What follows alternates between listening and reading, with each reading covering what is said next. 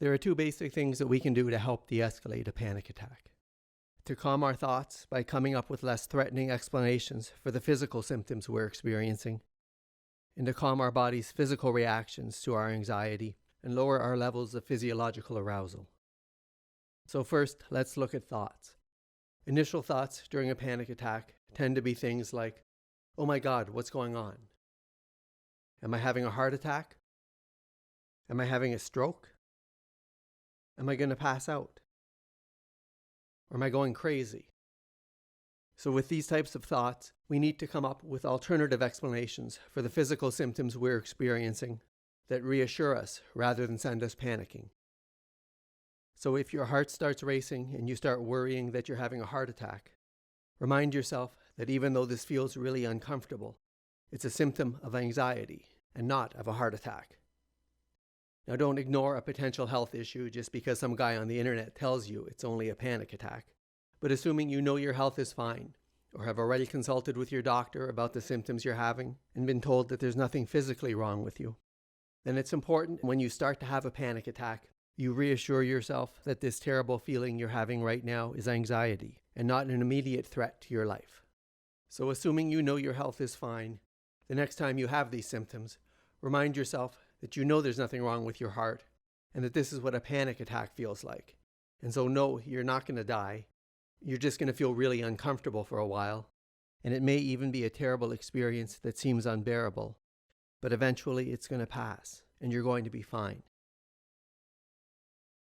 Or if you're worrying that you're going crazy or that you're going to lose control during a panic attack, which are two common fears that people have, you can comfort yourself with the knowledge that people don't go crazy during a panic attack, and panic attacks don't make you lose control.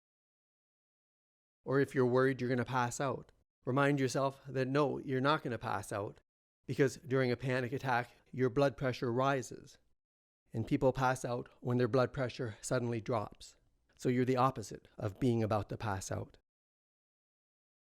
And it's also common to have thoughts related to a fear of embarrassing yourself if you have a panic attack.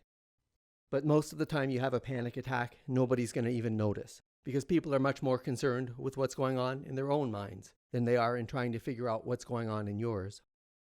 But even if someone does notice that something's wrong, they're much more likely to respond with caring and compassion than to try to make you feel embarrassed or ashamed. And so one of the best things that you can do to prevent panic from escalating is to recognize when you're having these catastrophic thoughts that are fueling your panic, and then reassure yourself that it's only your anxiety talking.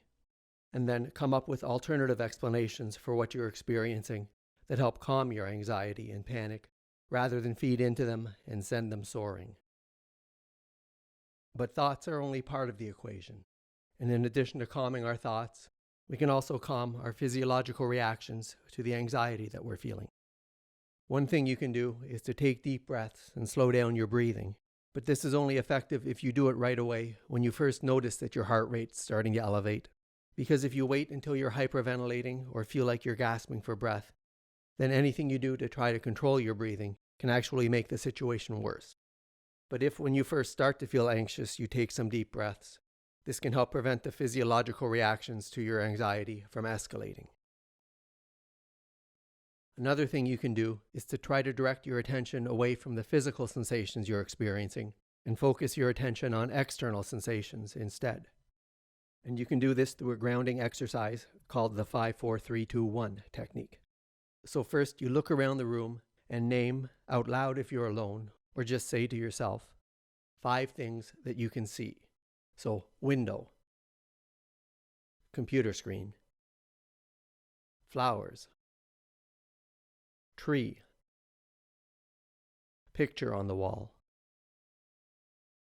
And then you notice and name 4 things that you can touch or feel. And then notice and name 3 things that you can hear.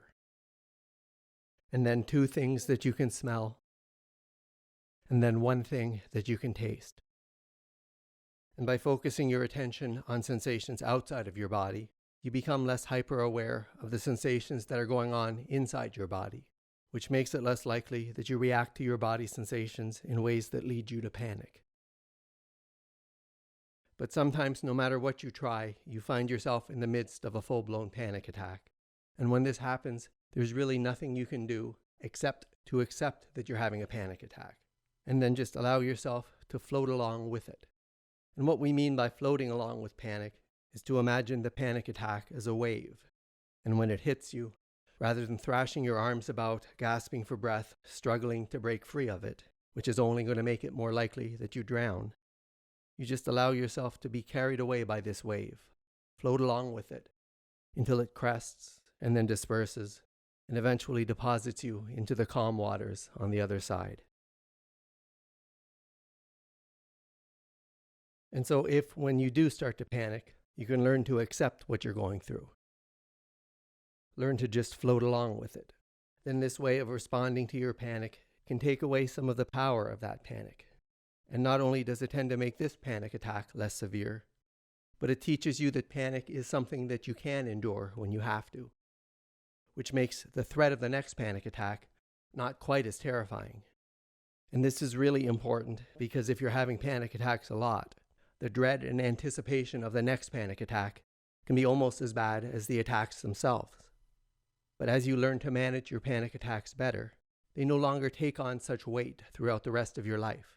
And it allows you to enjoy your life more without that fear constantly hanging over your head of when the next panic attack will hit, which not only makes your life more pleasant, but it makes it less likely that you actually do have a panic attack, because you're not always on edge waiting for the next one to come, always on the lookout for it.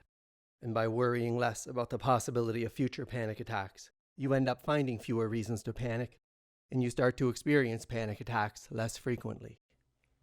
And to watch my first video on panic, click here or check out the link in the pinned comment. And please like and subscribe and let me know in the comments if there are any other topics you'd like me to cover. And you can check out my online mindfulness-based cognitive therapy and stress reduction course, where these videos come from, for free, from the link in the description.